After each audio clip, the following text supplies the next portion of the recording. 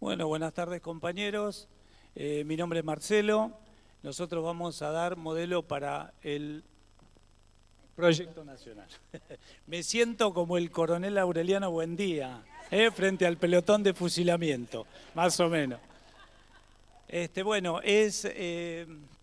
Fue bastante complejo, ¿no?, contextualizar el periodo que vamos a dar nosotros, que es del 43 en adelante, dado que, bueno, como dice acá el compañero Jorge, la historia se remonta antes. Hay otros peronistas antes de ello. Uno es el que dice el compañero y otro que empieza en el año 33 más o menos, que fue crucificado.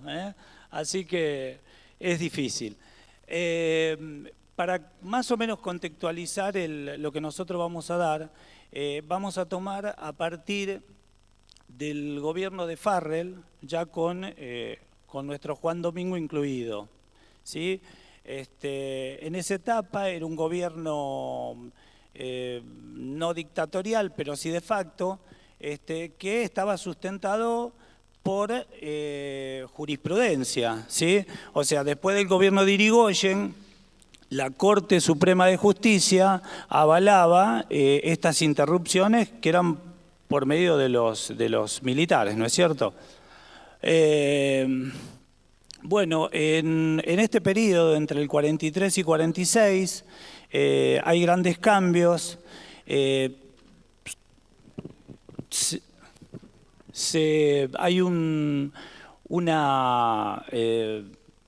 digamos, un sector del ejército que pensaba diferente al ejército que conocíamos, que ya se conocían, sino que tendían a ser neutrales y tenían la intención de focalizarse más en la participación popular en la política. Y el otro rasgo importante, que querían no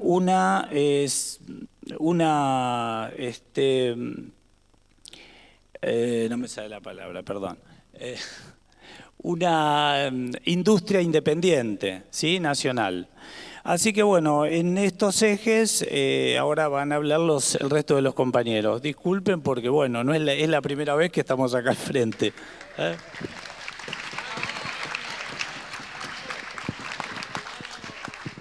Bueno, mi nombre es Raquel y yo voy a mencionar cómo se grafica, digamos, en el discurso del general Perón del 46 y el de Cámpora del año 73, cuáles son las bases para el modelo del proyecto nacional. Los ejes del modelo para el proyecto nacional fueron construidos en base a la concepción político, social y económica desarrollada a partir de los gobiernos del general Perón del 46 al 55. Esta doctrina, en palabras del general, tiene carácter de solución universal e incluso puede ser aplicada como solución humana a los problemas del mundo, como tercera posición filosófica, social, económica y política. Asimismo, toma como destinatarios de este modelo al pueblo argentino en su conjunto, haciendo especial hincapié en los trabajadores y más humildes. Dice: llamo a todos al trabajo que la patria tiene derecho a esperar de cada uno. Quienes quieran oír, que oigan. Quienes quieran seguir, que sigan. Mi causa es la causa del pueblo y mi guía es la bandera de la patria. De esta manera, pronuncia la idea de que en relación a la política interna se destaque el respeto absoluto por las tradiciones y las instituciones de nuestro país, como así también la elevación de la cultura en todos sus aspectos y mejoramiento económico de todos sus habitantes. Respecto de la política externa, plantea el mantenimiento inquebrantable, firme e intransigente de la soberanía argentina y el cumplimiento sincero de los compromisos internacionales. Dice el general Perón en el año 74, este modelo es el intento de sistematizar orgánicamente las ideas básicas desarrolladas a lo largo de 30 años y define al justicialismo como el resultado de un conjunto de ideas y valores que no se postulan, sino que se deducen y se obtienen del ser de nuestro propio pueblo. Es como el pueblo, nacional, social y cristiano. El justicialismo es una filosofía de vida, simple, práctica, popular, profundamente cristiana y profundamente humanista. Los objetivos que el justicialismo propone son que se realice en sociedad, armonizando los valores espirituales con los materiales y los derechos del individuo con los derechos de la sociedad. Que haga una ética de la responsabilidad social, que se desenvuelva en plena libertad en un ámbito de justicia social, que esa justicia social esté fundada en la ley del corazón y la solidaridad del pueblo, antes que en la ley fría y exterior. Que tal solidaridad sea asumida por todos los argentinos sobre la base de compartir los beneficios y sacrificios equitativamente distribuidos. Que comprenda a la nación comunidad abierta, generosamente, con espíritu universalista, pero consciente de su propia identidad. ¿Cómo? Bueno. Entre 1945 y 1955, el país vivió un periodo de renacimiento nacional. El gobierno peronista incorporó al pueblo como protagonista del proceso político. La clase trabajadora se organizó y estructuró en sindicatos. La unidad de los trabajadores fue la herramienta que permitió forjar sucesivos avances en el terreno de la justicia social. La participación de los asalariados en el ingreso nacional se amplió hasta un nivel nunca conocido en el país. La educación y la medicina social se extendieron a todos los niveles y se consolidó un esquema de seguridad social. Los planes de vivienda popular dotaron de moras dignas a amplias capas de la población. La niñez humilde adquirió una sonrisa que nunca había conocido. Los ancianos vieron reconocidos sus derechos. Alentó la conformación de una industria nacional que en 1955 se mostraba pujante. Ya estaba próxima a dar un salto cualitativo, consumando otra etapa de situación de importaciones con industrias de base, sin las cuales no culminaría el ciclo de la independencia económica. Ahora le voy a pasar el micrófono a mi compañera, que les va a explicar cómo todo esto que se fue plasmando en la Constitución del 49.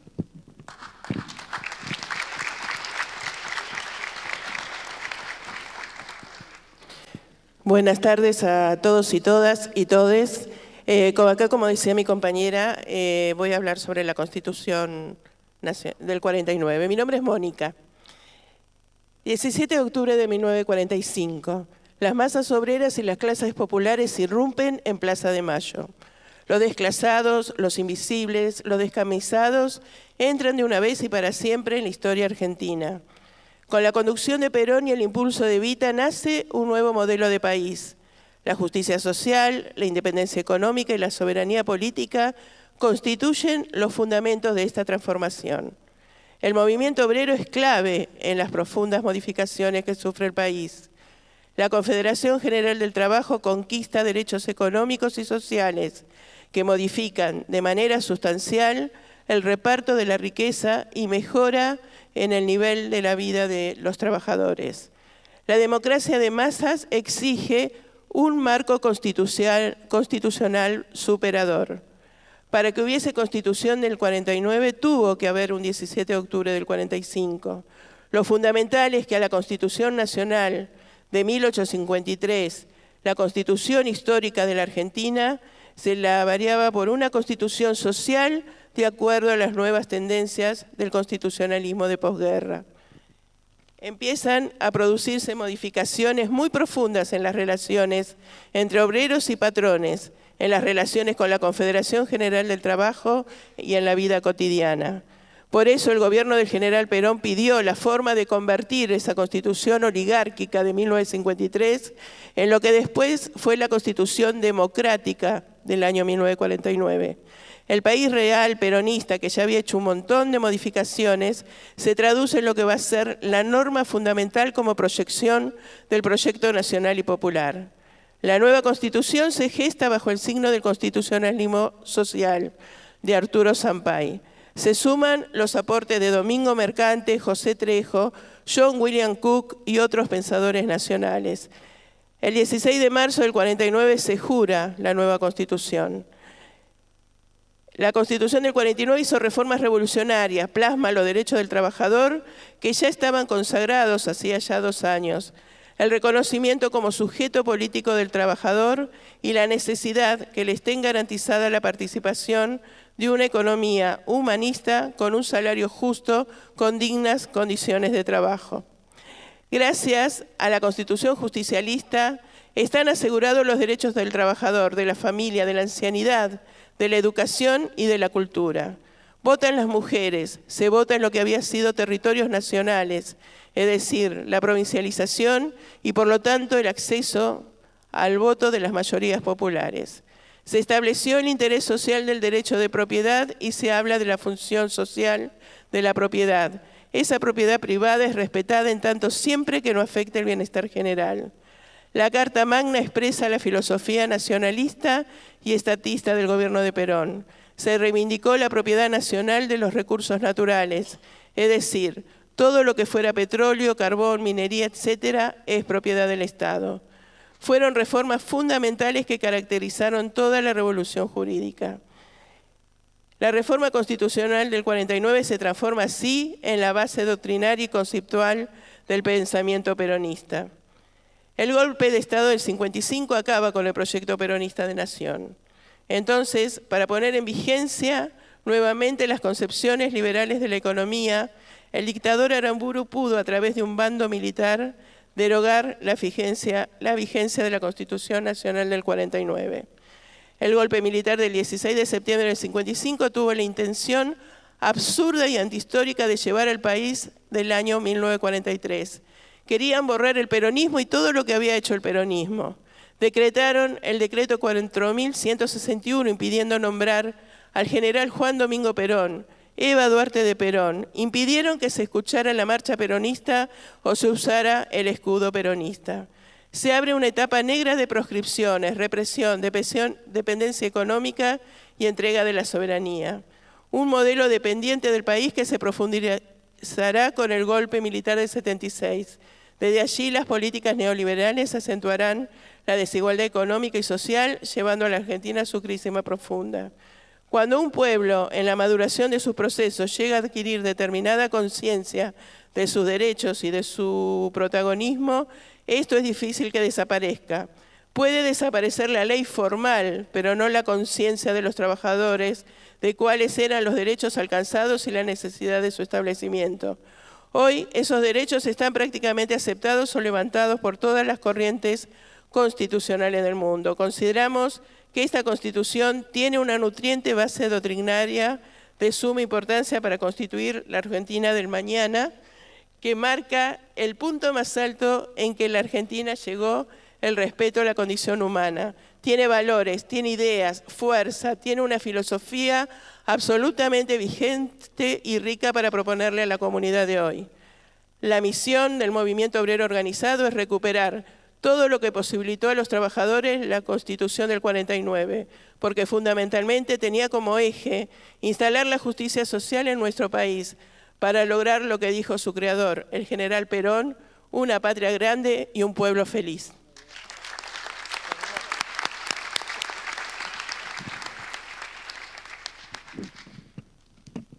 ahora me toca a mí, soy Miriam. Y bueno, me toca un poquito hablar de John William Cook, que ante la arremetida sobre los pueblos originarios de Europa, las clases obreras y todos, bueno, digamos que no les gusta esta colonización que está haciendo Europa. Entonces, bueno, aparece un poco en escena estos pueblos que hasta ahora no habían entrado en la historia. John William Cook, una persona muy inteligente, un pensador de los mejores pensadores que tuvo el país, aparece en escena porque en el año 51 el diario La Prensa, que estaba dirigido desde hacía 100 años por familias oligárquicas, los Gainza Paz, y tenían unos intereses muy importantes que cuidar, la oligarquía más jorobada del país, iba en contra de todo lo que podía hacer Perón y los logros. Ellos no les interesaba para nada que la clase obrera tuvieran los derechos que tenían y tal. Entonces Eva le molesta esta situación. Entonces habla con Apol y le pide que cierren el diario La Prensa. Entonces este hombre dice, mira, yo puedo hacer lo siguiente, puedo hacer que se dejen de distribuir los diarios y ya está. Entonces ella quiere ir a por más. Entonces, como era una mujer muy visionaria también, ella elige a John William Cook, que era un diputado muy joven, muy inteligente. Entonces dice, bueno, mira, vamos a convocarlo a él para que haga algo para cerrar el diario La Prensa. A Paul no le gusta porque dice que era comunista. Y Evita dice, bueno, mira, también le dicen a Perón que es nazi y vos entonces serías nazi. Él dice, no, mire, señora, yo no soy nazi, pero él es comunista. A Evita no le interesa igual esa postura de Apol y lo termina convocando a Cook. En marzo, lo único, da como una clase magistral en el Congreso de Diputados pidiendo el cierre de la prensa y diciendo que este hombre, bueno, no responde a los intereses del pueblo, sí a los de su clase, a unos pocos de su clase, y también a la United Fruits, que es esta multinacional que comercializa frutas, sobre todo las bananas, los plátanos, de América Latina y comercializa con eso, y realmente es una multinacional que influye en varios de los gobiernos de Latinoamérica. Con esta cuestión, bueno, Cook ahí sí que tiene una relevancia muy grande, y después hay una conversación muy linda con Eva, donde William Cook, ella le pregunta a Cook si la veía como una dictadora, y él le dice que no, y si una dictadura iba a ser que después de esa dictadura salga una revolución, bienvenida sea. Lo que a él no le gustaba era una dictadura, que sea meramente una dictadura, porque eso sí que era lamentable, ¿no? En todas estas cuestiones sigue Cook con esta postura muy socialista. Él era muy comprometido con los intereses de los más humildes, igual que Eva.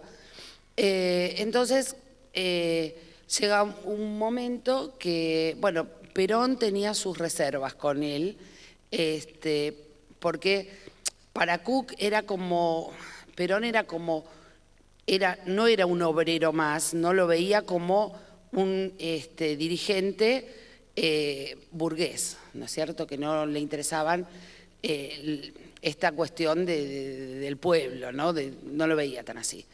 Entonces, sucede que para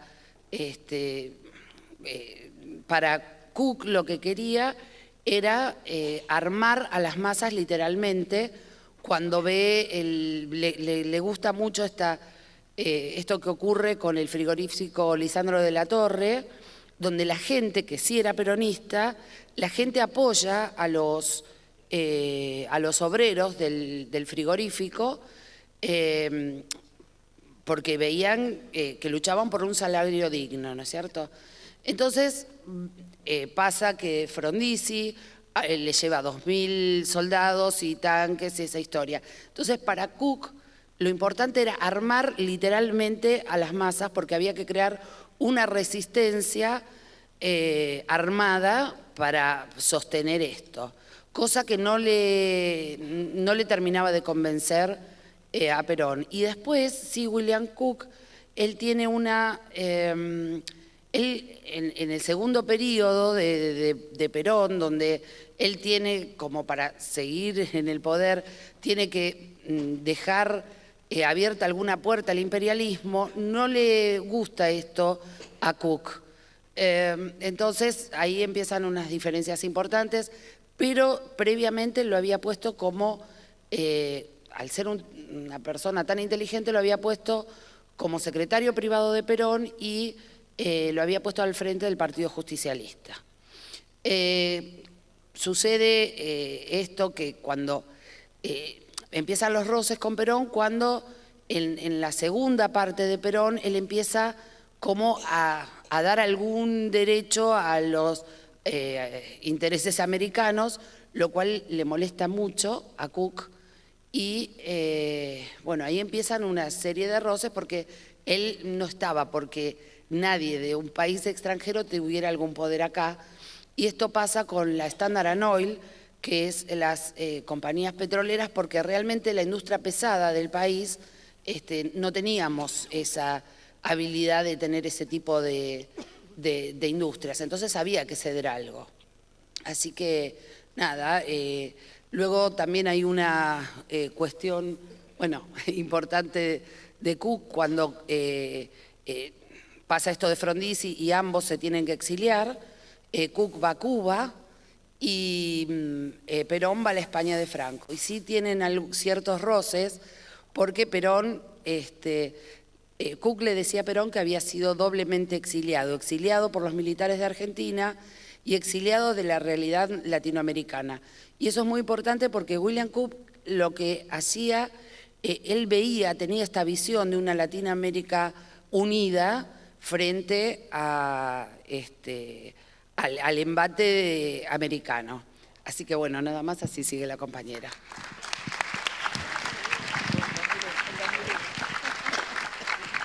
Bueno, la tengo que presentar. Kela. Después del debacle del 2001, los 5 presidentes en una semana, las peleas del Cabezón del Sur con el Norte, viene la compañera. Llegamos a Néstor. Bueno, Néstor Kirchner asume la presidencia el 25 de mayo del año 2003. Lo primero que nos dice es: sabemos a dónde vamos y sabemos a dónde no queremos ir o volver. Nos propone un cambio de paradigma, tanto a nivel cultural como moral. Reconciliar la política, las instituciones y el gobierno con la sociedad. Veníamos del que se vayan todos. Le da al Estado un lugar central. Él nos dice que la presencia del Estado es una actitud política. El Estado debe proponer igualdad allí donde el mercado excluye y abandona.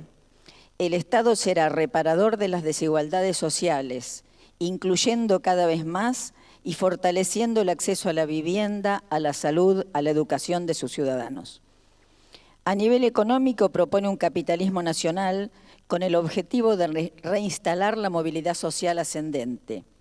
Esto significa proteger a los productores, a la industria y a los trabajadores.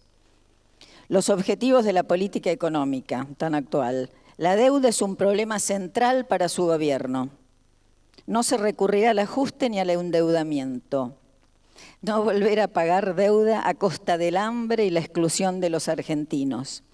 Se negociará la reducción de los montos de deuda y la reducción de las tasas de interés. El equilibrio de las cuentas públicas, tanto de la nación como de las provincias. Recuerden siempre el cuadernito con el que andaba. Centro de la estrategia, desarrollo del consumo interno, capacidad de compra creciente por efecto de los salarios, del aumento del número de trabajadores y también de las horas trabajadas. crear las condiciones para producir más y mejor y distribuir lo que se produce, la importancia de la obra pública, la calidad institucional, pleno apego a las normas y seguridad jurídica para todos. Integración al mundo, pero no automática, al carajo, ¿no? Sino relaciones serias que repeten las dignidades de cada país. La construcción de una América Latina políticamente estable, próspera y unida, fortaleciendo el mercado regional, el Mercosur, inserción comercial de Argentina, apertura de mercados. Los derechos humanos como política de Estado. Venimos de una generación diezmada, castigada por dolorosas ausencias. Llegamos sin rencores pero con memoria. Memoria que es aprendizaje político, balance histórico y desafío actual para la gestión. Néstor nos dijo, vengo a proponerles un sueño que es reconstruir nuestra propia identidad como pueblo y nación, volver a tener una Argentina con todos y para todos, una Argentina unida, normal, pero sobre todo una Argentina más justa. Unos meses después de asumir, estando en Parque Norte, lo escuché decir, yo no puedo dormir mientras la Argentina no salga de esto. ¿Y qué era esto? El endeudamiento, la deuda social, la falta de esperanza de los argentinos. Ojalá haya empezado a dormir cuando los números empezaron a jugar a nuestro favor, cuando pudo renegociar el 93% de la deuda externa, cuando se abrazó con Lula, con Evo, con Hugo, formando ese inicio de la patria grande que el general soñaba. Cuando el cuadro bajó de su lugar de privilegio y la ESMA se transformó en un lugar de encuentro y recuperación de la memoria. Cuando los trabajadores y los viejos recuperaron su dignidad. Cuando durante el gobierno de su compañera Cristina los chicos volvieron a la escuela y al hospital gracias a la AUH. Cuando la ley de medios puso fin a la concentración mediática. Cuando las empresas privatizadas volvieron a ser nuestras. Cuando se pusieron en práctica programas como Conectar, Procrear, Argentina Trabaja, etcétera, etcétera, etcétera. Cuando la ciencia y la tecnología fueron prioridad del Estado. Néstor no vivió muchas de estas cosas, pero sabemos que estuvo atrás de todo esto. Néstor y Cristina gobernaron la Argentina desde el 2003 al 2015 y durante ese periodo se han ido cumpliendo aquellos sueños que nos propusieron ese ya mítico 25 de mayo del 2003. Gracias.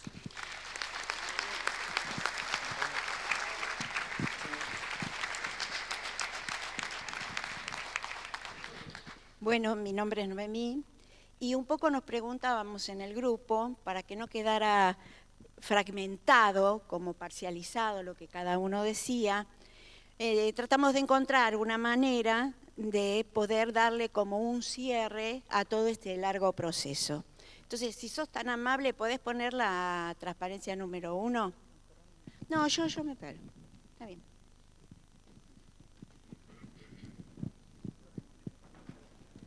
¿Se puede agrandar un poquito? Ahí está.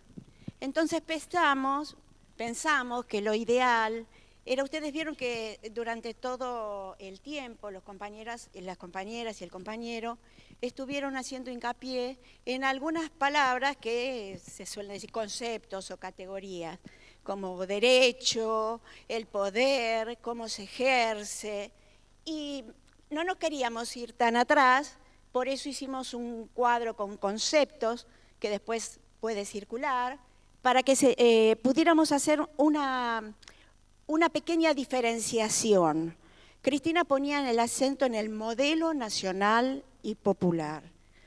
Perón puso el acento en un modelo más industrializador y que generaba derechos a partir del lugar del trabajo, el trabajador.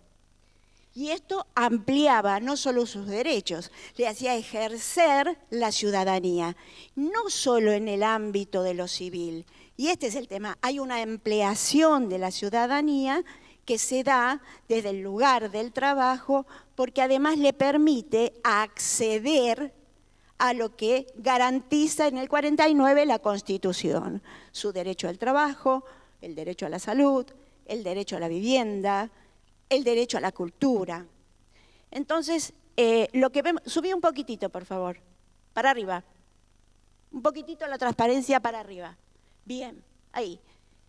Veíamos que básicamente en el 30, hasta el periodo del 30, la idea fuerza que estaba dentro de ese gobierno era de alguna manera, cuando Irigoyen intenta implementar reformas como jubilación y empieza a acercarse más al tema de la masificación obrera, la problemática de contexto, más la oposición de la oligarquía, que no le permite poner en marcha lo que él tenía en mente, de alguna manera lo que nosotros vimos es que la problemática social no solo no era un derecho, y entonces era una ciudadanía restringida absolutamente, porque no había posibilidades de ejercer los derechos políticos.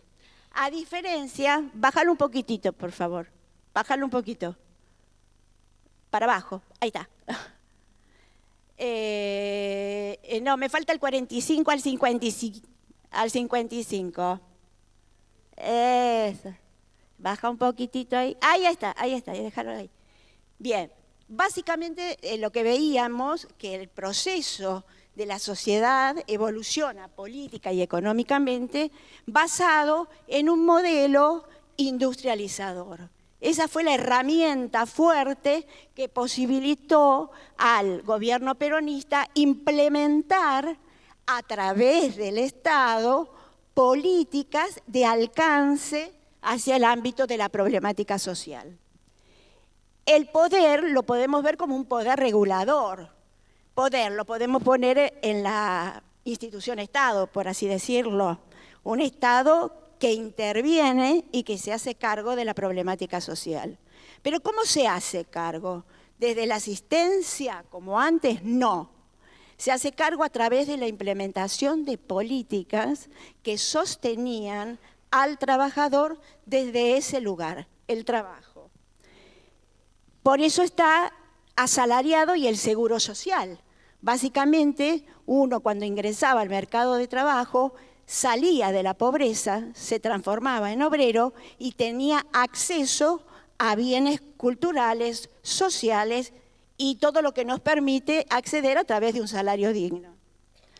Estaba garantizado por la Constitución y podemos decir que en ese sentido el peronismo tuvo la idea de una ciudadanía más expansiva, es decir, no solamente que se tuviera el derecho al voto. ¿Qué caracterizó ese periodo? Que por primera vez en la Argentina el obrero que no tenía voz se incorpora a la voz del poder. Entonces se logra conjugar un escenario donde hay participación, ya no solo del empresario, el Estado, los sindicatos que eran los que articulaban las demandas, sino también por primera vez en la historia de la Argentina, el trabajador está pidiendo, opinando e interviniendo en las decisiones de poder. Bueno, pasa al otro.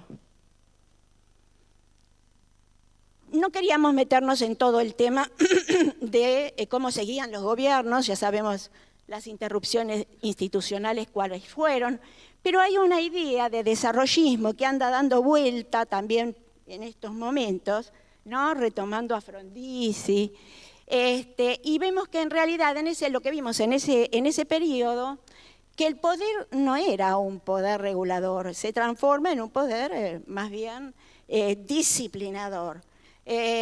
Comienza la precarización salarial, hay aumento del cuentapropismo, es decir, todo lo que se había alcanzado a través del proceso de industrialización y desde el lugar del obrero empezaba a ser básicamente recortado.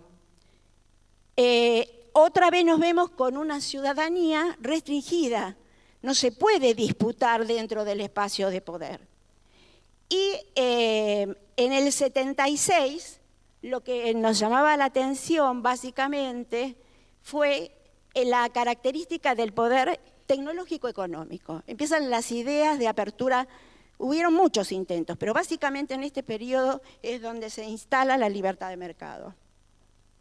hay incorporación de alguna nueva tecnología, y lo que vemos también es que empieza un concepto de alta competitividad, empieza a surgir el concepto de la globalización, en donde todos entramos a formar parte como de una gran aldea, ¿no?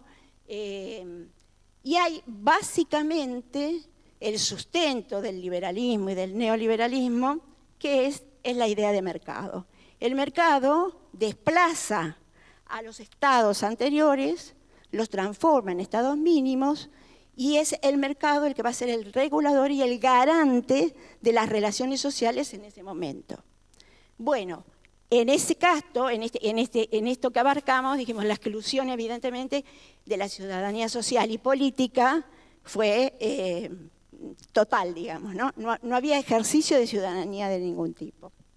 Bueno, pasamos a la otra, a la número 2.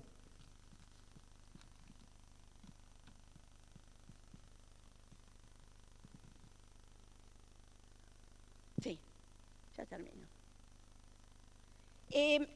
Nos pareció interesante poder comparar, ahí déjalo un cachitito, ¿qué es lo que es el Estado Nacional Popular en general en América Latina? Todo el tiempo hablamos del modelo nacional, popular, pero ¿qué es lo que significa realmente?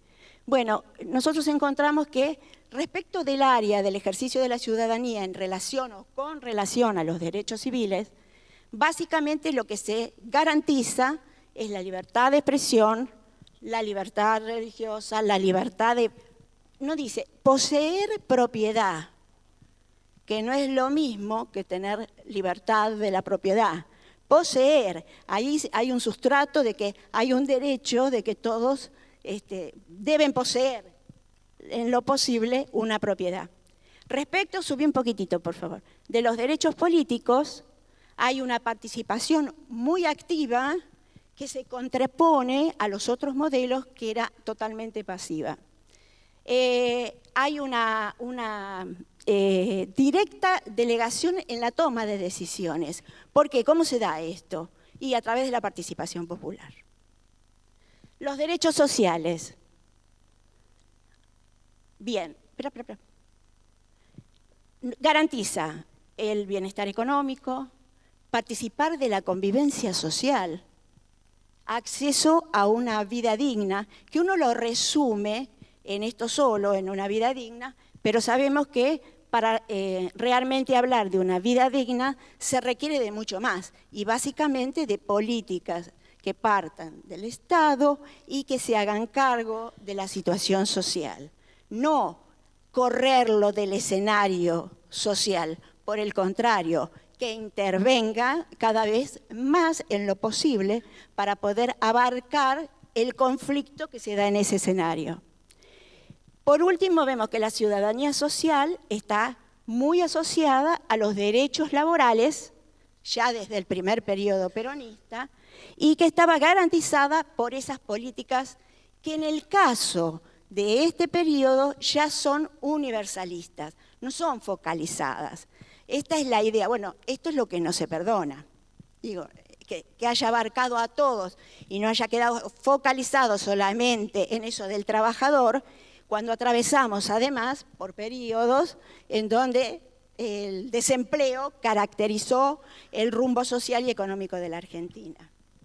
Bueno, por último, la última,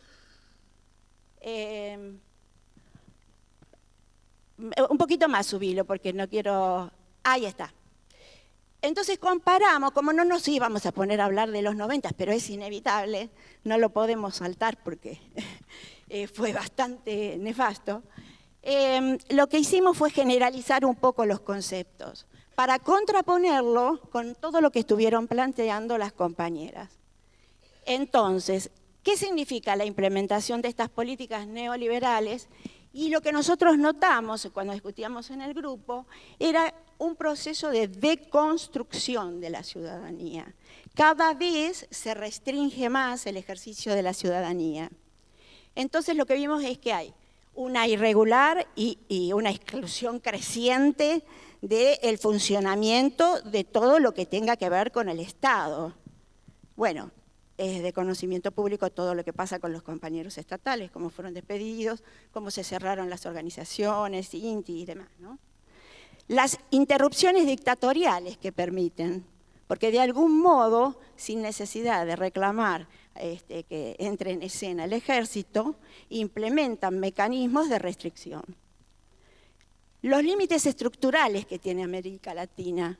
Tenemos límites estructurales que son bastante difíciles de quebrar. Si bien tuvimos ese gran periodo de expansión latinoamericana, si uno lo compara con lo que está actualmente sucediendo, nos damos cuenta que lo que están haciendo es quebrar prácticamente todo ese tipo de organización y de vínculo que se había generado en el periodo anterior.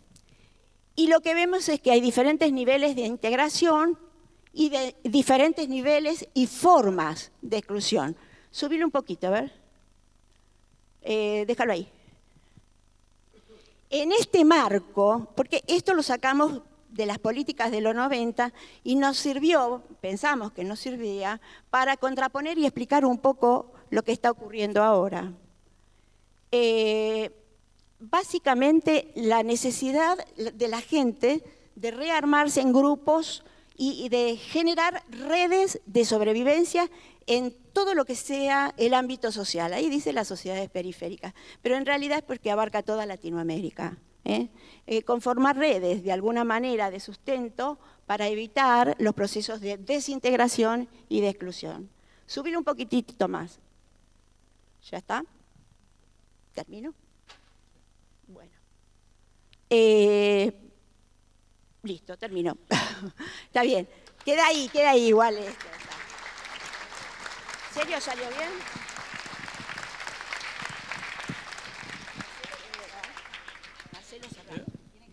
Bueno, gracias compañero por la atención.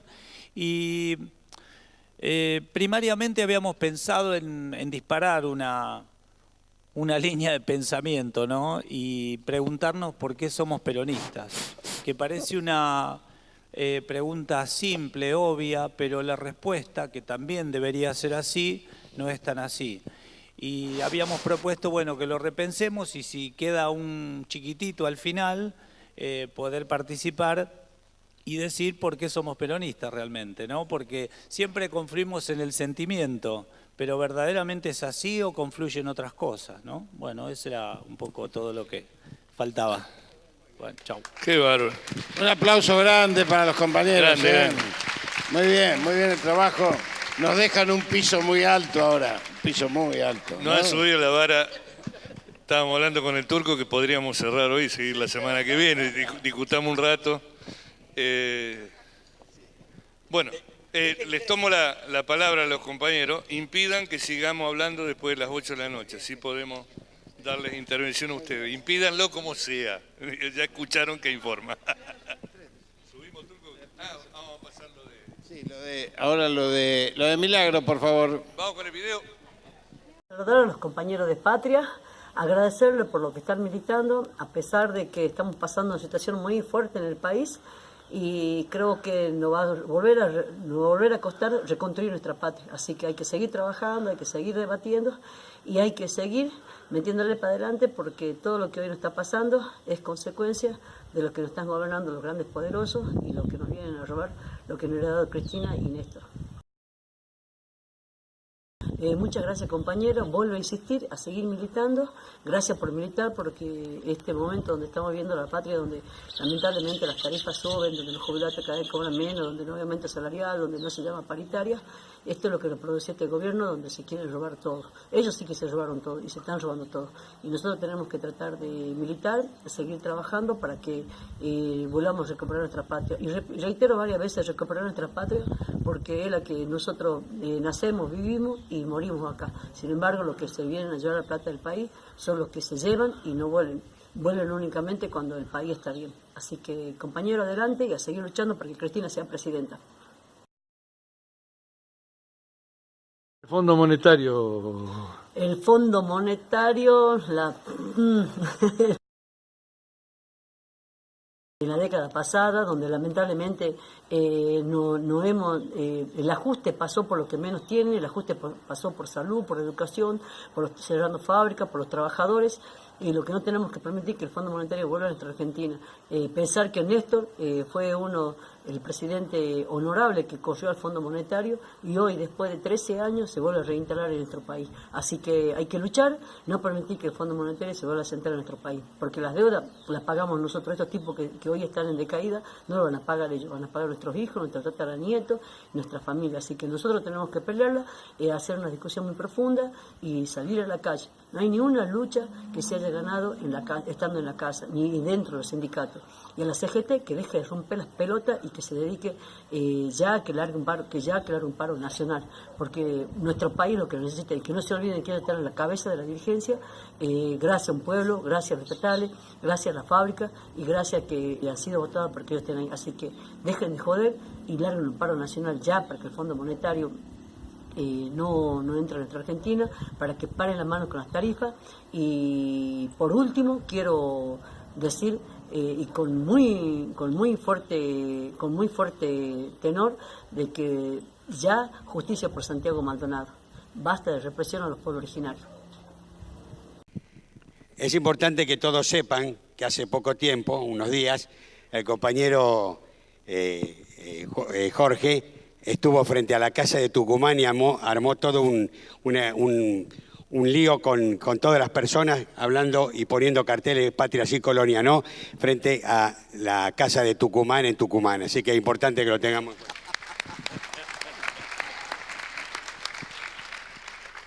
Hagamos lío, dijo Francisco, así que hagamos lío. Bueno, la verdad es que las compañeras nos dejaron un piso muy alto.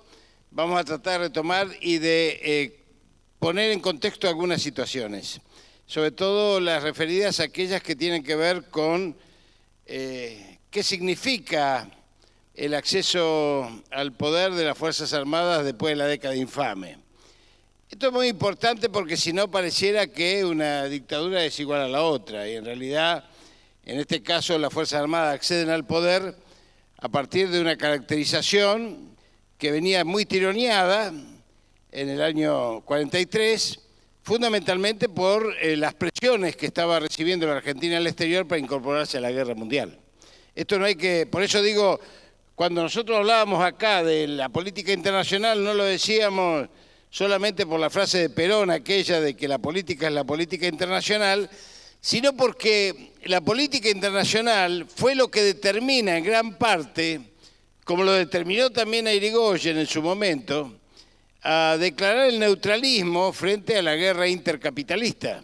Esto podríamos hablar indudablemente mucho tiempo, muchas horas, pero no es el hecho. El hecho es que las presiones de Estados Unidos, Braden y sectores importantes de la oligarquía que nunca mandan a sus hijos a pelear, nunca, los hijos de los oligarcas nunca van a pelear, siempre van a pelear los hijos de los pobres, de los trabajadores, o como en Estados Unidos, los negros, los hispanos, pero nunca van los hijos, presionaban para entrar a la guerra de una manera tal de que el mismo ejército, que por eso fue catalogado de fascista, no hay que perder esta opción, insiste en mantener el neutralismo. Esto provoca un sistema de tensiones con el gobierno de Castillo y obedece en gran parte a la determinación de terminar con ese periodo de la década infame, un periodo absolutamente signado por la trampa, el fraude y todo lo que conocemos. Pero Perón viene armado, y es ahí donde creo que nosotros tenemos que tomar conciencia. Viene armado con un grupo que no le responde totalmente. Se ve después en el 45. El grupo del GO no le responde todo. No es un grupo donde saludo uno y saludo dos al coronel Perón. No, no es así. Hay que mirar, digamos, después cómo viene la historia para encontrar el enfrentamiento con Ábalos, para encontrar el enfrentamiento con otros coroneles donde no había concepciones similares. Y ese ejército, que bien lo definieron las compañeras, que yo le agradezco tanto, a mí me emociona muchísimo que las compañeras hayan hecho este esfuerzo, en el cual incluso me permitiré, y con todo respeto, dar algunas precisiones puntuales. ese ejército Perón lo definía, Perón siempre decía, ¿cómo es el ejército, general? Decía, mire, el ejército es muy sencillo, es como la sociedad argentina. Un 10% son nacionalistas revolucionarios, pueden ser nacionalistas católicos, pueden ser nacionalistas, pero son nacionalistas. Son tipos que apuestan a la patria. Otro 10% del ejército son tipos pro-británicos, pro-alemanes, siempre están fuera del contexto nacional. Y le preguntaba entonces, el 80% restante, bueno, eso es bosta de paloma, decía. Van para donde, claro, bosta de paloma, van para donde viene la veleta. ¿Vieron? Lo estamos viendo en estos tiempos, o no lo vemos en estos tiempos. Digo porque hay que resignificarlo. Incluso muchos de nuestros dirigentes están ahí, que un día son cristinistas, el otro día son racionales, el otro día son melancólicos, el otro día... Claro, cada día inventan algo nuevo porque van viendo cómo se mueve el pajarito con la veleta a ver dónde soplan los vientos. Entonces, Perón lo define así, y Perón empieza un proceso de construcción política muy fuerte que va dando resultados, como bien lo dijeron las compañeras, antes del 45. Por eso asiento una base. ¿Por qué? Porque Perón decía dos cosas que yo quiero reafirmar y que las pueden buscar en todos los 8 tomos de Perón, del Instituto Perón, en la calle Austria, que los pueden ir, los pueden buscar, los pueden ir a leer, también está en la biblioteca del Congreso, donde Perón define dos cuestiones básicas para hacer un proceso político. Uno es atacar las bases estructurales del poder liberal, las bases estructurales, y por eso la nacionalización de la banca, el crédito, el comercio exterior que logra después. Pero ¿cómo empieza a atacar? Empieza a atacar primero consolidando una idea filosófica, es decir, dos herramientas, la política y la filosofía. Y Perón ahí nos dice, miren, cualquier revolución necesitó una filosofía, no hay revolución sin filosofía. Por eso en el módulo anterior nosotros hablamos de filosofía, por eso nos metimos ahí. Perón nos dice, la Revolución Francesa incluso tuvo la filosofía de la Ilustración. Y la Revolución Rusa tuvo la filosofía marxista. ¿Cómo nosotros vamos a caminar el camino transformador y revolucionario sin tener una filosofía nacional, popular? Y ahí por eso lo vimos en el módulo pasado. Lo que yo quiero precisar, con la ayuda de los compañeros, con Mario y con Ernesto, como siempre, es que el periodo de Perón se caracteriza por una fuerte confrontación que inicia desde los inicios mismos del 17 de octubre, cuando Juan Domingo deja de ser Juan Domingo y pasa a llamarse Perón. Esa confrontación da como resultado una acumulación de fuerzas que está sentada en el movimiento obrero organizado, es la etapa de los trabajadores, es la etapa de la organización, la etapa que nosotros llamamos la etapa dogmática de la revolución. Por eso hablábamos del primer plan quinquenal, por eso hablábamos de la Constitución del 49, por eso hablamos del Congreso de Filosofía de Mendoza. Esta es la etapa dogmática, donde todo el caudal de los objetivos estratégicos de una revolución se ponen sobre la mesa y donde surgen estas cosas que bien relataba la compañera entre John William Cook y Paul. ¿Cómo no iban a suceder? Ahora, yo lo que quiero decirle es que siempre en los procesos revolucionarios se logran vencer por masa crítica. Si no hay masa crítica para la pelea, obviamente esa masa crítica va disminuyendo. Eso produce lo que vino en el 54, cuando se tiene que ir Carrillo. Empieza a perder poder político la revolución peronista. Empieza a desgranarse. Y muchos de esos desgranamientos están por la no interpretación entre los que quieren avanzar en una situación y quienes quieren no medir los tiempos y más allá de quién tenga razón, porque los periodos históricos es que son complejos. Hasta el mismo Cafiero, cuando se pelea con la iglesia Perón o la iglesia se pelea con Perón o los aviones de Cristo vence, se va del gobierno, era ministro, se va entre la iglesia y el peronismo y elige la iglesia. John William Cook, y ahí quiero hacer algunas presiones porque la compañera con mucho talento por ahí confundió algunas fechas. Lo del frigorífico Lisandro de la Torre es posterior, es del año 62. ¿Dónde está la compañera Miriam? Miriam, ¿dónde está? ¿Dónde está la Miriam? Ah, salió, bueno. Qué lástima. Pero sabía que le iba... Pero no es un chilo, al contrario, a mí me emociona. Pero a veces las especies se confunden, es muy fácil hacerlo. Lo que quiero decirles es que la confrontación de Cook, es muy maravilloso lo de Cook con Perón. Porque Cook se opone efectivamente en el Congreso, siendo diputado, pierde la banca por eso, después, en la renovación de los 2 años después del 52, 51 pierde la banca, porque se opone a los acuerdos con la Standard Oil. ¿Sí? Perón ve que viene un proceso de conflicto y de cierre de crisis de monedas como ahora y de activos externos, intenta abrir un poco el tema con la Standard Oil y de ahí John William Cook en la Cámara de Diputados se le opone. O sea que esto para que ustedes vean que el pensamiento crítico existe en la militancia, siempre tiene que existir. Y no está mal que John William Cook lo haya planteado, porque esto provoca un debate en el gobierno y Perón guarda la mandolina. Esta es la verdad.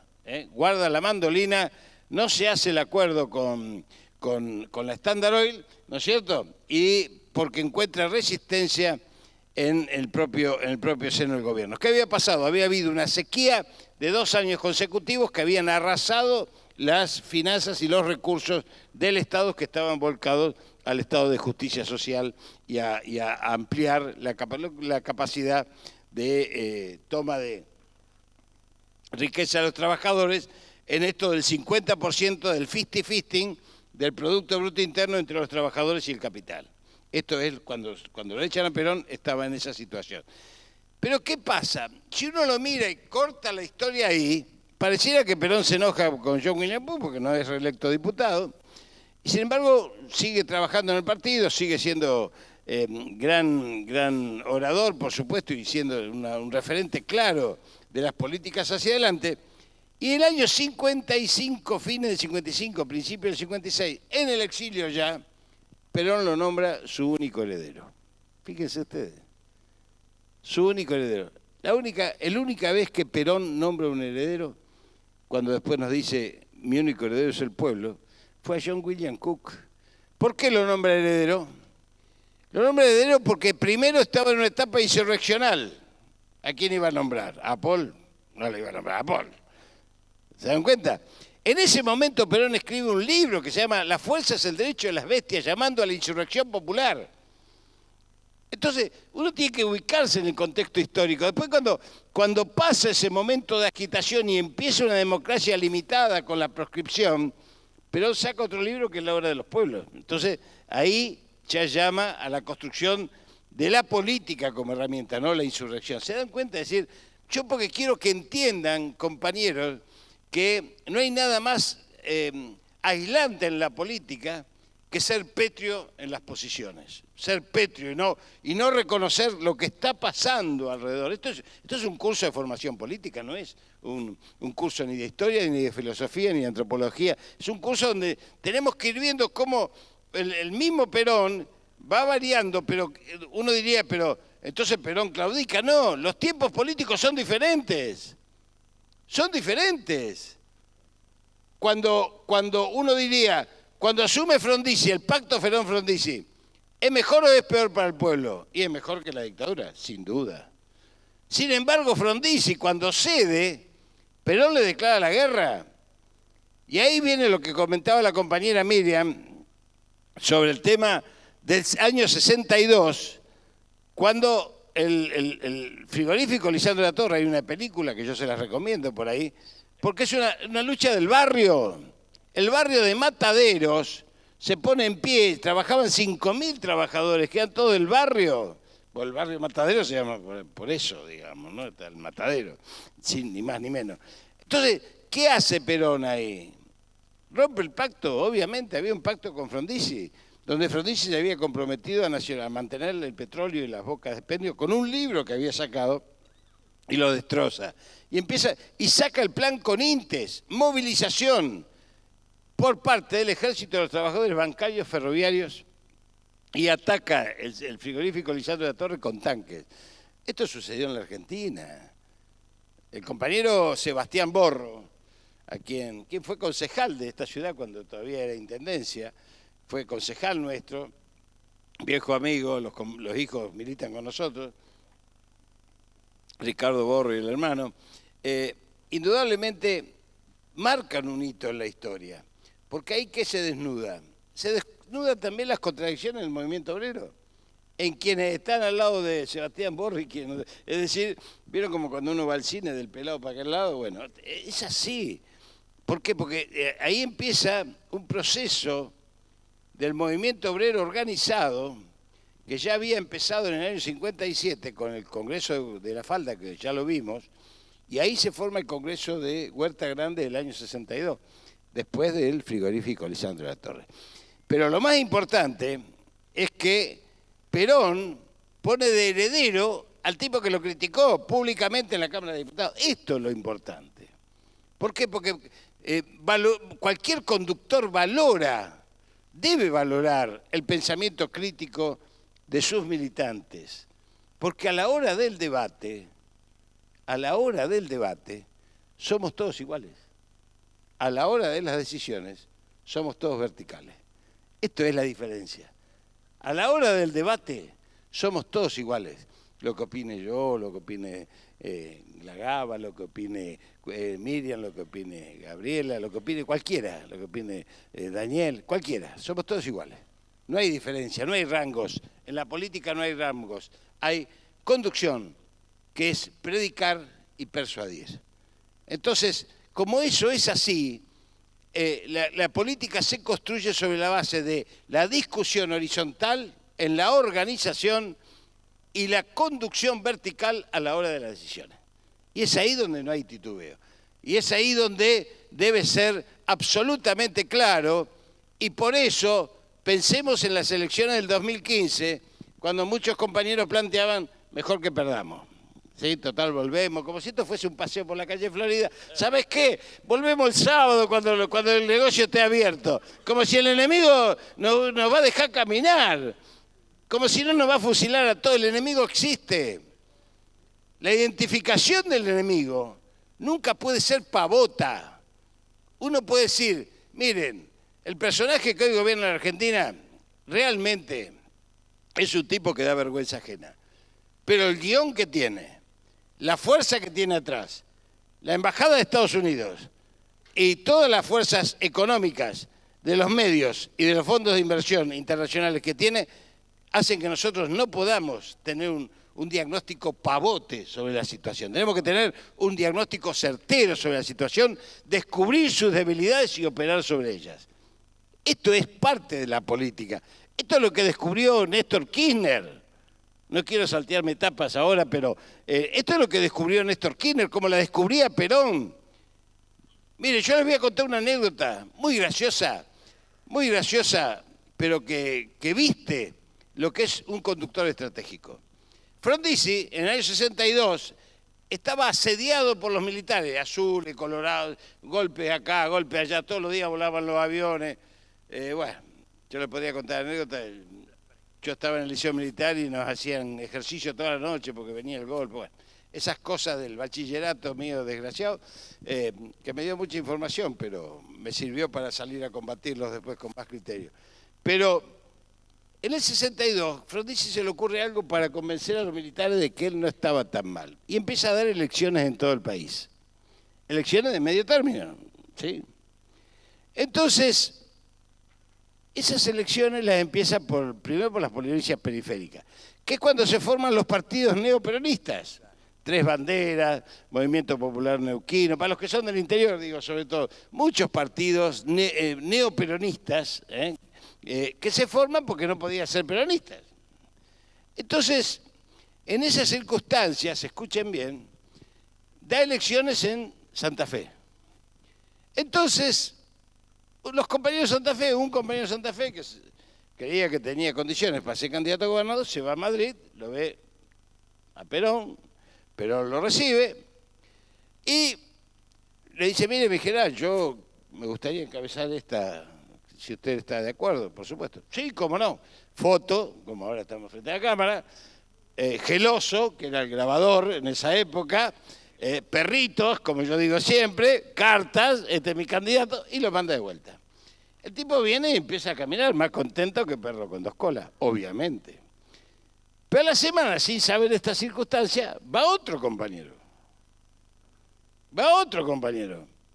Y dice, mire, general, yo quiero ser candidato, que sin saber que había estado el otro. Y Perón le dice, ¿cómo no? Foto, geloso, perrito, carta. Claro, cuando empiezan a caminar se chocan ahí en la provincia, van por Reconquista, por Santo Tomé, por ahí. ¿Y vos qué haces acá? No, a mí Perón me dio esto, y a mí también. Uy, dice qué quilombo que tenemos. Vamos a ver qué hacemos. Y vamos juntos a Madrid. Vamos juntos a Madrid porque nosotros en realidad queríamos colaborar, pero así, si vamos así, vamos a tener problemas. Entonces van a los dos a Madrid. Le dicen, mire, mi general, venimos a hablar con usted, porque cualquiera de los dos está dispuesto a bajarse, nosotros no tenemos problemas personales. Realmente bien los compañeros, uno de ellos está vivo. Todo muy bien, dice, pero usted, como diciéndole, viejo, ¿no te acordás? Entonces Perón le dice, díganme, ¿ustedes por qué me vienen a ver a mí? Y porque usted es la conducción estratégica, mi general. Ajá, ¿y cuál es el problema entonces? Y que si vamos así, vamos a perder las elecciones. Entonces Perón le dice una frase que para mí es clave. ¿Y quién les dijo a ustedes que la decisión de la conducción estratégica es ganar Santa Fe? Ganar Santa Fe. Silencio, así se deben haber quedado los compañeros. Mi general no quiere ganar Santa Fe. ¿Usted me viene a ver como conducción estratégica? Lo primero que tienen que preguntarse es si mi decisión política es ganar Santa Fe. Punto. No le da más explicación. ¿Qué pasaba? A las 2 semanas de eso había elecciones en provincia de Buenos Aires. Entonces, si Perón ganaba las elecciones en Santa Fe, no iba a haber elecciones en provincia de Buenos Aires, donde Perón quería dar la batalla y derrocarlo a Frondizi, como efectivamente pasó, porque con Framini y Perón, que Framini me contó a mí cuando le dice, Perón le dice, el candidato es usted, Framini, ¿cómo voy a ser yo? ¿Y usted? Yo voy de segundo, pero mi general, ¿cómo va a ir de segundo usted? Es Framini y Perón, ¿me entendió Framini? Le dice, sí, no entendí. Bueno, Framini y Perón. Dice, total, a mí me sacan una patada en el culo. Efectivamente, la fórmula fue Framini Anglada, ganó las elecciones, el costo político anular las elecciones, a los pocos meses de eso, Frondizi fue derrocado, que era la intención de Perón para llegar a ese nivel. ¿Se dan cuenta por qué la discusión es horizontal y la decisión política es vertical?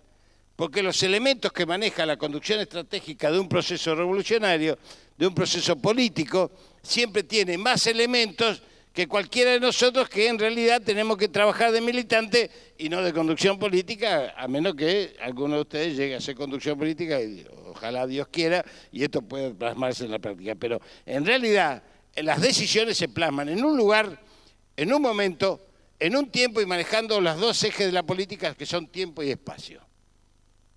Si no manejamos el tiempo y el espacio, siempre vamos a estar cometiendo errores. Si no manejamos el tiempo, avanzamos por voluntarismo. Es decir, siempre todos los días queremos vencer. Y si no manejamos el espacio, nos quedamos sin la organización. Entonces, lo que hacemos es declamar y no producir acumulación en el proceso político organizativo de la base. Esto es lo que vino sucediendo en la Argentina. Perón sufre los embates del enemigo permanentemente. En el año 51 viene el golpe de Menéndez y de Lanusse. En el año 53 hay un atentado criminal hecho por los radicales en el subte de Plaza de Mayo en el Día del Trabajador con 2 bombas. Carranza, que hoy tiene una estación de subte. 2 bombas. La primera vez que se ejecutan 2 bombas, cuando uno ve lo del ISI, hoy es un chiste. Una bomba para que todo el mundo se acerque, mató uno, y después cuando se acercaron todos, voló la segunda en Plaza de Mayo, ahí, en el subte de Plaza de Mayo. Entonces Perón viene con esa... Pero Perón se plantea entre el tiempo y la sangre el tiempo. Y fíjense ustedes, por eso digo, cuando dice entre el tiempo y la sangre, está eligiendo el tiempo.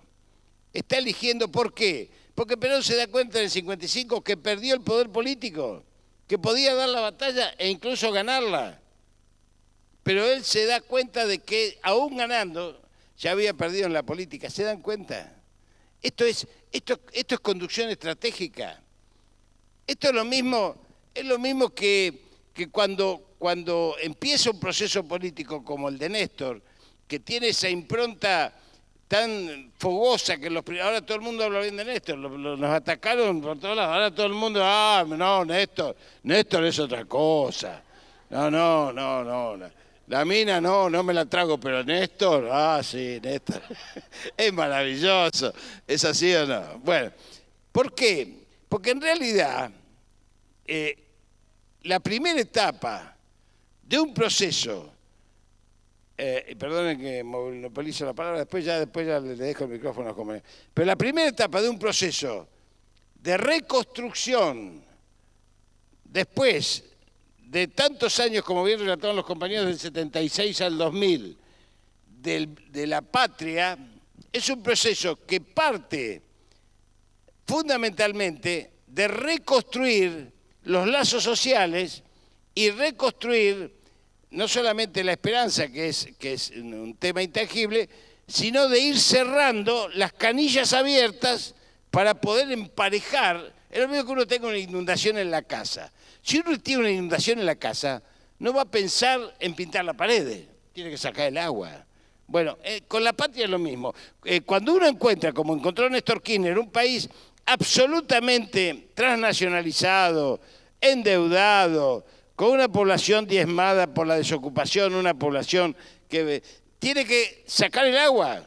Lo primero que tiene que hacer, que fue la tarea de los 4 años Néstor, ímproba, reconstruyendo valores como los derechos humanos, reconstruyendo valores que podía ir moviendo mientras se reconstruía y negociaba la deuda externa, por ejemplo. ¿Para qué? Para sacarse presión. Estaba sacando el agua, estaba sacando salir del infierno, él lo dijo. Pero claro, cuando viene la chica, que encuentra la casa limpia, dice, ahora le pongo la pintura que yo quiero, los cuadros que yo quiero, le cambio la heladera, le pongo los muebles, y esto vuelve loco a la oligarquía, porque en realidad lo que está atacando son las bases estructurales de la oligarquía, son las bases estructurales, esto que nos decía Perón, está atacando el núcleo. Ahí tenemos la ley de medios, ahí tenemos la FJP, ahí tenemos las grandes batallas, las da Cristina. Por eso el odio contra Cristina no es un odio, incluso hasta diría ni siquiera personal, es un odio de tratar de borrar esa memoria histórica, de tratar de borrar esa confrontación, porque esa confrontación tenía la mira dirigida, el rayo láser, sobre las cuestiones estructurales de la Argentina que hay que modificar y que son las que le duelen al enemigo cuando empieza la regulación, por ejemplo, del mercado de capitales, una ley de mercado de capitales. Uno dice, ¿una ley de mercado de capitales? No, la ley de mercado de capitales es una llave absoluta desde el punto de vista del financiamiento. El cierre del mercado de divisa es otra llave de protección del conjunto social que Perón también lo decía. Perón un día en Plaza de Mayo dijo, ¿quién vio un dólar, compañero? ¿Quién vio un dólar? ¿Alguien alguna vez vio un dólar?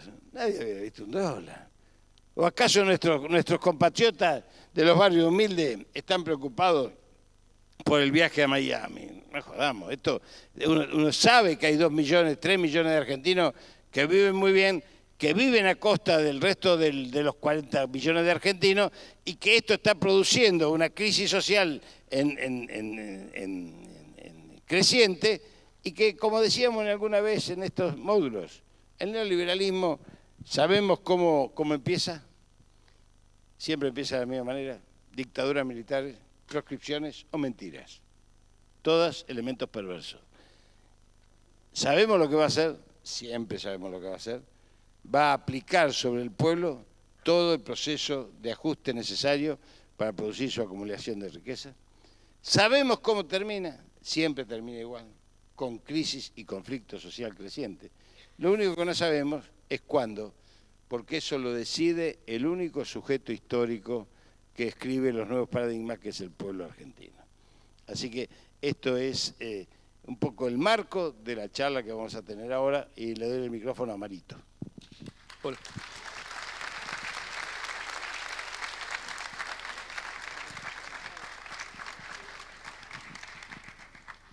Sí, ayer, mirando a Eloto Biada, voy a citar un gran teórico, escucha un tipo que normalmente lo considero un imbécil, pero le han dado la dirección de Le Monde Diplomatique acá en la Argentina, así que...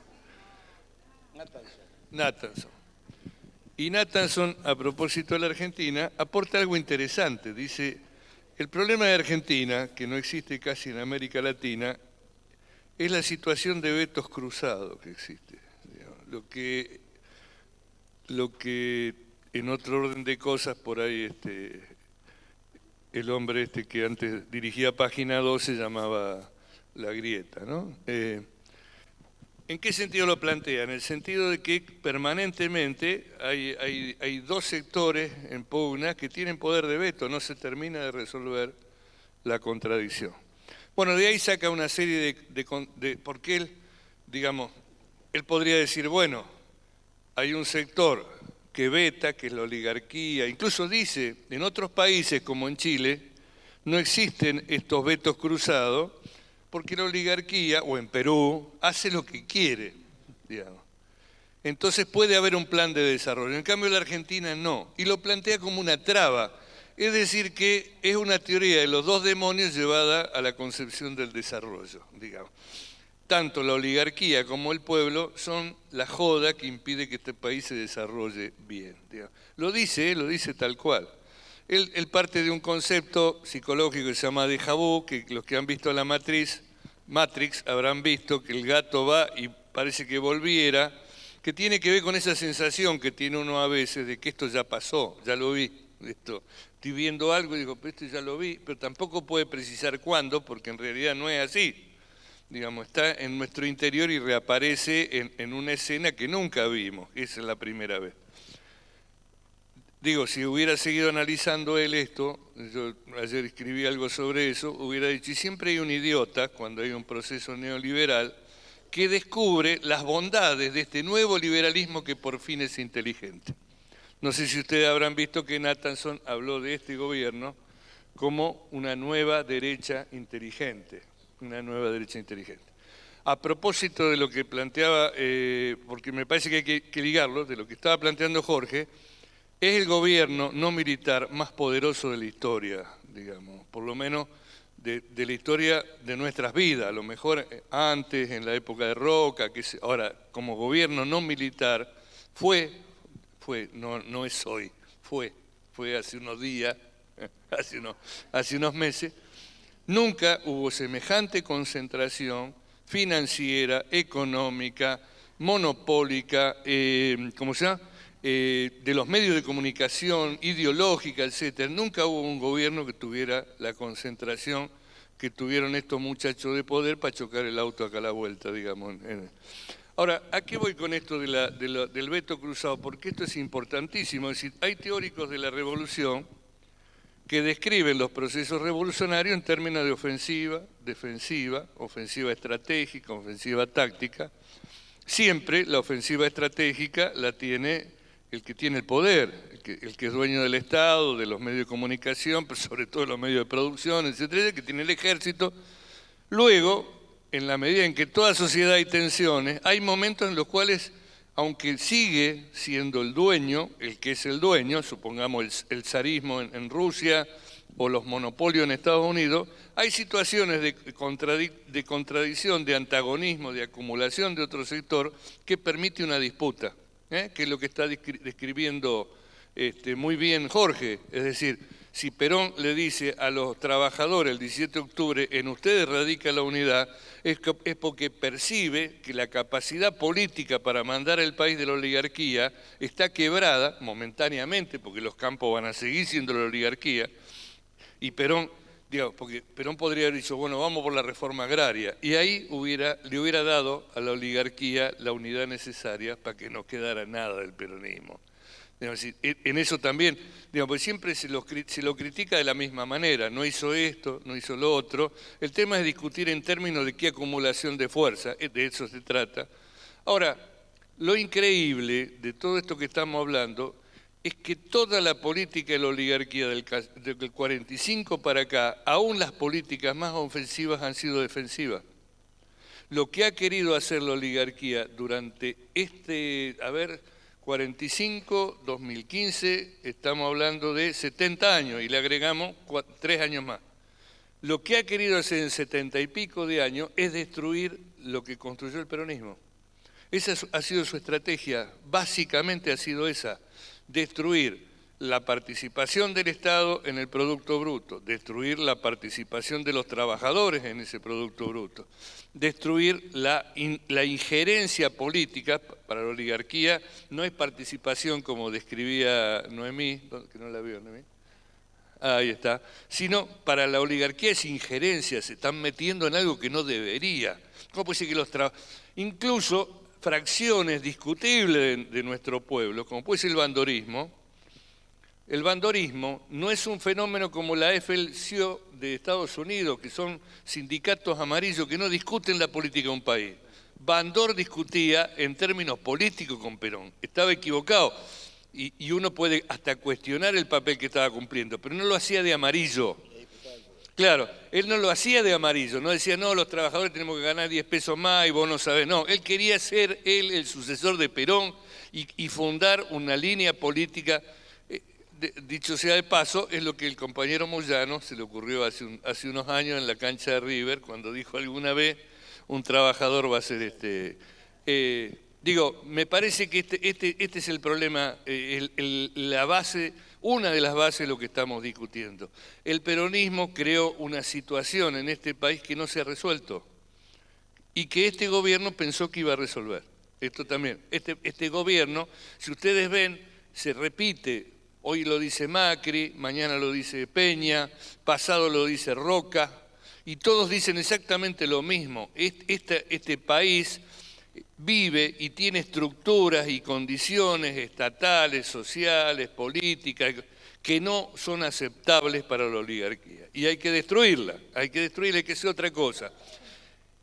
En el 1975, un teórico egipcio que se llama Samir Amin, y con esto vuelvo a pasar la pelota, escribe un libro que se llama La acumulación a escala mundial. Y ahí genera una teoría muy concretita, que es la desconexión. Dice Samir Amin, la única manera de desarrollar un proceso revolucionario en el mundo es desconectarse de la circulación que genera el imperialismo. En tanto y en cuanto uno está atado a los procesos que el imperialismo genera, contradictoriamente le pasó a muchos teóricos del mundo, no termina de reconocer que el peronismo hace eso, y sobre todo que lo hizo Néstor. A esto iba. Ver las tensiones me parece que es importante en el sentido de que por un lado es necesario desconectarse y por otro lado es necesario tener una política regional, una política de unidad regional, que es lo que nos pasa, uno de los problemas que tuvimos. Nosotros nos vamos desconectando del imperio, esto que decía Jorge, lavar la ropa, sacar el agua de adentro de la casa. Pero no solo estaba haciendo eso, Néstor, sino creando las condiciones para desconectarse. El pago al Fondo Monetario Internacional, que tanto discutieron compañeros de izquierda estos años, se muestra hoy el valor que tenía en aquel momento. Incluso como valor simbólico, porque eran 10.000 palos, no es lo que estamos discutiendo ahora, 30.000, 50.000, 150.000, 200, eran 10.000. Ahora, el problema es que al tener una política regional, el imperio nos entra por las relaciones que tiene con los otros países, con Brasil, por ejemplo, con Uruguay, con Chile. Es decir, esta tensión constantemente también hay que verla porque la vamos a seguir viviendo. Esto va a ser una situación permanente. Nosotros podemos, cierro con esto, lo que decía él de ¿por qué Stroessner siguió y Perón no? Porque Stroessner adquirió la política del enemigo. Esto cuando Jorge dice el tiempo y la sangre, de lo que estamos hablando es de que la única manera de permanecer en aquel momento era ir contra el pueblo. no al revés. Es decir, yendo contra el pueblo es probable que hubiera, aunque no creo que la oligarquía soportara tanto. Pero de todas maneras estos eran los términos. Esto me parece que habría que agregar, ¿no? Es decir, por un lado, la necesidad de una desconexión en términos de construir un país que podamos sostener, no soñar con que el imperio nos va a sostener un país. ¿Por qué lo cité a Nathanson? Porque es una fuerza política, no él. Hay un pensamiento progresista antiperonista que sostiene esta manera de pensar y es el que alimenta ideológicamente el acercamiento a la oligarquía de sectores sociales. Digamos, cuando debatimos estas cosas, no es porque tenemos ganas, porque nos gusta, porque nos gusta ser minucioso, sino porque lo que expresan estos tipos es una condensación del pensamiento de sectores sociales que nosotros hemos construido. Cuando uno construye en el capitalismo sectores sociales que pueden consumir, genera sectores que pelean el poder y genera sectores que quieren consumir nada más. Esto nada. Muy bien, muy bien. Fíjese que lo que dice Mario, antes de ir a la pausa que vamos a hacer, por ahí Ernesto quiere plantear algo más, tiene que ver con qué sistema de alianzas tiene el enemigo, siempre, a lo largo de la historia. Desde el inicio mismo de la patria. Si uno toma Rivadavia para derrotar las políticas supuestamente liberadoras y expansionistas, como llamarían hoy, a San Martín le diría es un terrorista internacionalista. ¿Sí? ¿Qué tenés que ir a hacer a Chile? Y lo declara traidor a la patria. ¿Pero por qué? Porque cada vez que la oligarquía o los sectores concentrados de poder tuvieron que vencer a las fuerzas populares, se aliaron con el enemigo externo. Siempre. Siempre. No hubo una sola vez que derrotasen a las masas populares sin el apoyo del enemigo externo. Cuando Rivadavia, cuando Carlos María de Alvear contra Artigas convoca y le regala la banda oriental a los portugueses con tal de sacarse a Artigas de encima, al primer peronista, les recuerdo, primer peronista.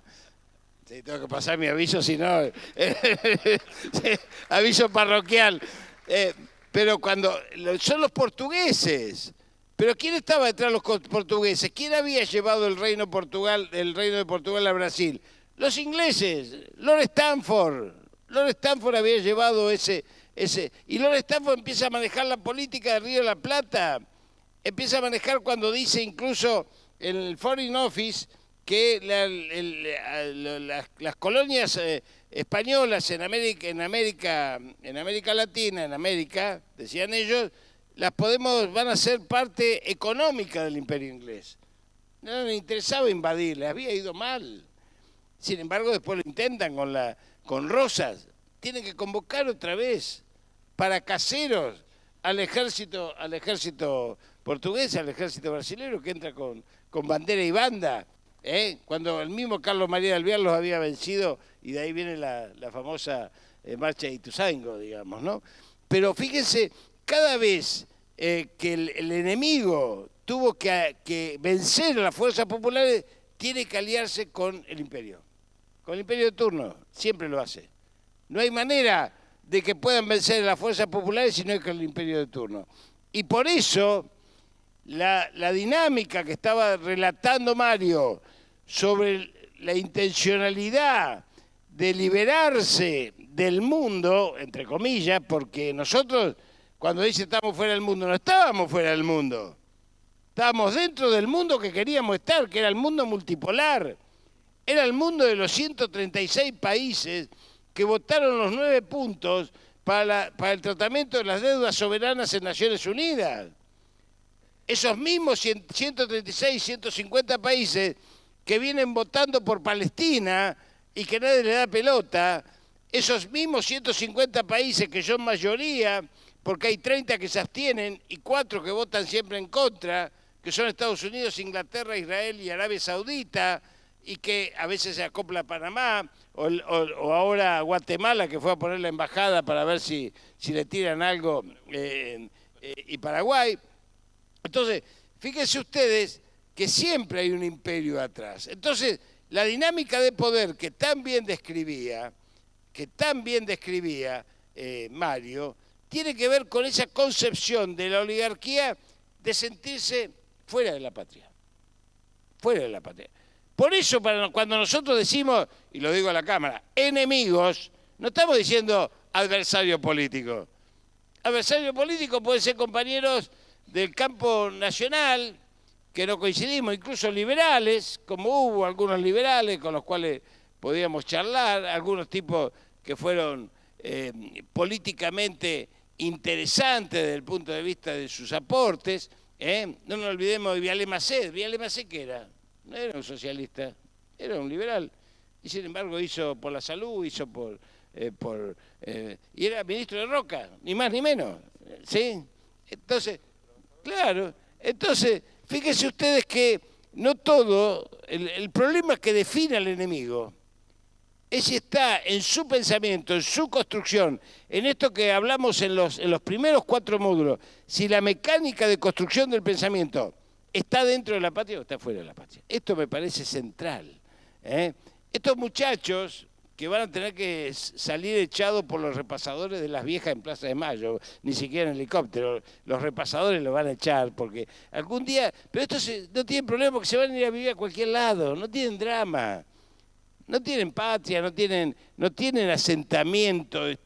Por eso, fíjense, el papá está viviendo en China, porque no se aguanta, digamos, estar acá y de paso hace sus propios negocios, pero creo que si nosotros somos conscientes de que toda la carga de la agresión, nosotros la vemos como una carga absolutamente monolítica, donde hay compatriotas nuestros que todavía no entienden la ecuación, no tenemos que verlo así. Y con esto termino.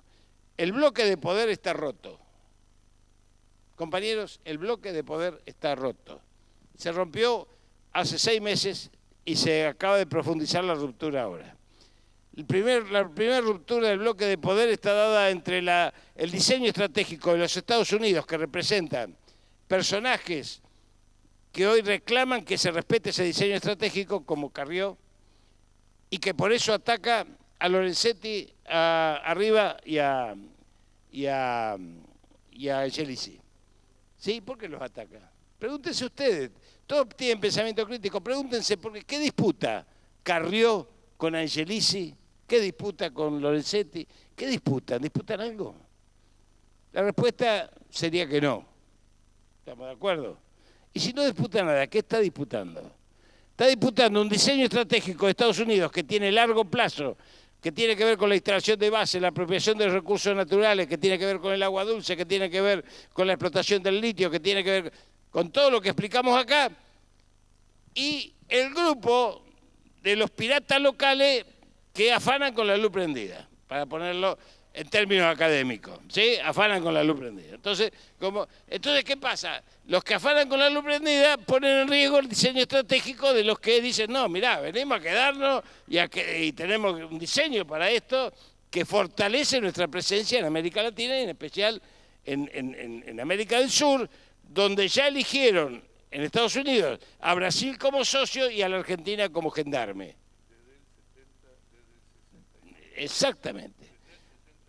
Esto está planificado, está escrito desde el 66, como bien dice Mario Burgo, reformulado en diferentes expresiones que empiezan con la Alianza para el Progreso y terminan con el ALCA y que ahora tienen que ver con un nuevo diseño que obviamente están planteando en este momento y sería largo de explicar. Entonces la primera ruptura del bloque de poder se produce ahí, entre aquellos que dicen afanemos todo antes que nos echen, y aquellos que dicen no, venimos para quedarnos porque tenemos que poner bandera y banda en la Argentina. ¿Sí? Esta es la primera disputa. La segunda disputa es cuando el poder político empieza a manejar de manera tan torpe los diseños guionados del enemigo. Cuando digo diseños guionados estoy hablando de la reforma provisional, estoy hablando de la reforma laboral, estoy hablando del tratamiento del movimiento obrero, estoy hablando de los movimientos solidarios de salud, estoy hablando de la educación y la salud en términos generales. Los empieza a manejar tan mal que los pone en manos de tecnócratas. en manos de tecnócratas. Los Mario Quintana, los Lopetegui, ¿no es cierto? Los Duchovne, los Caputo, y estos tipos se arman como si fuesen los dueños de la pelota, porque en realidad cada uno en su ministerio es un CEO, es un empresario que hace sus negocios, hace sus cosas. Entonces Aranguren dice, vamos a hacer esto, seguimos volando ayer, Caputo lleva los recursos de la deuda externa que va generando y se lleva las comisiones, trabajan para el JP Morgan, Duchovne hace, pero cada uno hace lo suyo. Entonces, ¿esto qué va haciendo? Va produciendo la segunda fractura del bloque de poder, que es la fractura entre los tecnócratas macroeconomicistas y la política. Por eso Monzó anuncia que se va de la Cámara de Diputados. Y hoy lo tienen que llamar para apagar el incendio a Monzó y a Frigerio, que lo habían desplazado de la mesa chica del poder. ¿Se dan cuenta?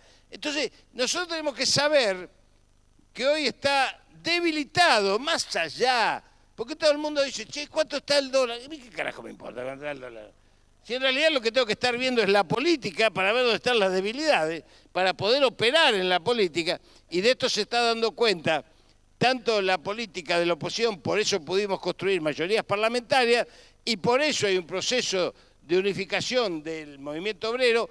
Hay un acto para el 25 de mayo que va a ser impresionante, se ha convocado, hay un proceso de reconstrucción de la CGT, donde algunos se van a ir afuera, como estuvo siempre partido el movimiento obrero. No hay que darle bolilla a eso, porque lo que hay que hacer es garantizar la expresión mayoritaria que le dé músculo, que le dé fuerza, que le dé voluntad política al combate al neoliberalismo. Todo lo demás son los perros de madera que nos largan, las liebres de madera que nos largan el enemigo, detrás de las cuales no hay que correr. ¿Por qué? Porque ellos están partidos, tienen una fisura, y nosotros, lejos de darle gobernabilidad, lo que vamos a hacer es tratar de defender los derechos para obtener políticamente lo máximo posible al menor costo social posible. Esto también tenemos que hacernos cargo. Nuestro pueblo no tiene que sufrir, no tiene que sufrir. Es muy fácil decir vamos a la guerra y los que mueren son otros. Nosotros tenemos que saber que tenemos que conseguir lo máximo posible al menor costo social posible, y esto lo tenemos que construir con la política inteligente que podamos desplegar, sabiendo que hay muchas batallas, una de las cuales es el 2019, pero no es la única. Hay muchas batallas antes. Una más es la del 2019, porque si nos ponemos todos en el 2019, nuestro pueblo sigue sufriendo y no podemos defender los derechos que hoy se están conculcando. Nosotros tenemos que evitar que hoy se conculquen los derechos para poder llegar al 2019 a una batalla que sea una batalla más y que, si Dios quiere, la ganamos. Pero esto es parte del 2019, no es parte del hoy, donde nos convoca a la calle, a la movilización, porque no va a haber 2019 sin movilización popular. Ahora hacemos un pequeño descanso y... Perdón, compañeros, antes de levantarse les pido un segundito. Perdón, quería... Sí, no, por favor. Sí, claro. No, dos cositas con respecto a John William Coop, que planteaba que el peronismo es el hecho maldito del país burgués. Eso es la piedra en el zapato, que no lo han podido borrar, como muy bien decía Mario. Después de 70 años, el proceso de industrialización, la organización sindical y la presencia de los trabajadores en la Argentina y la conciencia sindical no la han podido borrar y ha sobrevivido a todas las dictaduras. Y lo otro que quería plantear, que me parece muy importante, es la teoría de la desconexión de Samir Amin, que me parece sumamente importante para que lo reflexionemos y lo pensemos. Porque en este momento, Venezuela, que está en una particular tarea de desconexión, y que nosotros también acá en la Argentina lo sufrimos, tiene implicancias concretas. Por ejemplo, cuando quieren comprar medicamentos y pagar y depositar el dinero, como el sistema imperial controla el circuito por donde corre el dinero, simplemente bloquean la llegada de los dólares y no se pueden pagar los medicamentos. Es uno de los bloqueos concretos que acá en la Argentina lo sufrimos cuando Cristina depositaba la plata en algunos bancos para pagarle a los acreedores, ¿no? Y el banco decía, no, yo esta plata no se la puedo hacer llegar al acreedor porque tengo la orden de un juez jorobado que hay en Nueva York, el juez Griesa, que dice que no puede circular. La desconexión trae problemas concretos que nosotros tenemos que ver cómo se crean otros circuitos, y esa es una tarea concreta que la tenemos que pensar, porque en cuanto empecemos a tomar medidas que ataquen los pilares que sostienen el desarrollo neoliberal en la Argentina, esto lo digo yo por mi cuenta, pero habrá que volver a reconstruir el IAPI, habrá que expropiar la banca extranjera, seguramente nos van a bloquear y hay que plantearle a la gente concretamente las dificultades que vamos a tener, porque esas dificultades van a venir y hay que decírselo antes. Va a pasar esto, esto y esto, y hay que reconstruir, como muy bien se planteó aquí, un sistema de alianzas, primero en Sudamérica y luego a nivel mundial. Y traigo una noticia que pasó muy desapercibida. Viendo las circunstancias que está pasando Argentina, China ofreció ayuda ahora, que obviamente Mauricio Macri no va a aceptar. Y los chinos saben que no la va a aceptar, pero lo que está haciendo presente el gobierno chino es que hay otra alternativa y otra manera de organizar la salida para que los que vengan después de esto, que indudablemente vamos a venir nosotros, tengamos en cuenta que eso está presente ahí y está disponible, porque viene una nueva organización a nivel mundial, hay una desconexión de hecho y hay una nueva reorganización a nivel mundial que nosotros tenemos que tener en cuenta. Tengamos en cuenta que al otro día que tomemos medidas van a venir las contramedidas, las sanciones que dice Trump continuamente. Vean las sanciones que le aplican a Irán, las sanciones que le aplican a Rusia, las sanciones que le aplican a los países que ellos consideran rebeldes. Imagínense las que nos van a llover a nosotros. Eso también hay que plantearle a la gente, al pueblo. Discúlpenme, miren hasta dónde llegó el enemigo que yo me refiero. Y digo, la gente, hay que plantearle al pueblo, hay que discutir con los trabajadores, va a pasar tal cosa, nosotros vamos a hacer tal cosa, pero va a pasar tal cosa, ellos van a tomar medidas, van a tomar sanciones. Es muy probable que algunas cosas, en algún momento, las que vengan de Estados Unidos, las que vengan de algunos países de Europa, no lleguen, que nos apliquen sanciones. Eso hay que discutirlo y es una tarea práctica para que lo reflexionemos.